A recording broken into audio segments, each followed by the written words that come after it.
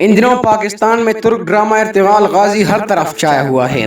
چھوٹا ہو یا بڑا، ہر کوئی اس ڈرامے کو شوق سے دیکھ رہا ہے۔ وزیر اعظم عمران خان کی ہدایت پر ترک ڈرامہ ارتغال غازی پی ٹی وی سے نشر کیا جا رہا ہے اور پی ٹی وی پاکستان کا مقبول ترین چینل بن کر سامنے آیا ہے۔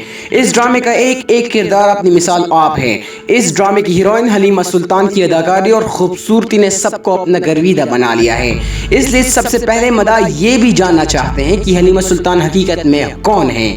حلیمہ سلطان کا اصل نام اسرا بلجیت ہے۔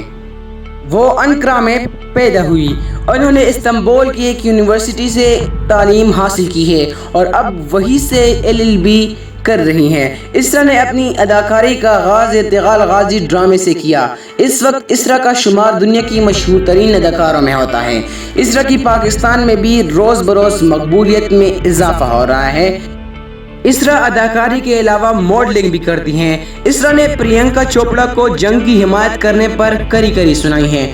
ان کی ایک انسٹاگرام پوسٹ جو خوب وائرل ہوئی تھی، اسرا نے پرینکا چوپڑا سے کہا تھا کہ اقوام متحدہ کی خیر سگالی سفیر ہونے کی حیثیت سے تمہیں اس بحث کا حصہ نہیں بننا چاہیے۔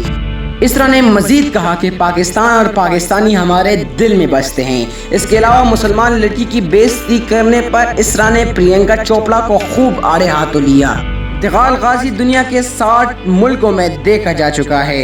ارتغال غازی نے 13ویں صدی عیسوی میں اسلام کے حوالے سے کافی فتوحات حاصل کی ہیں۔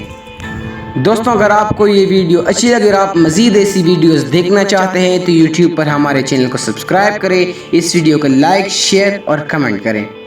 شکریہ۔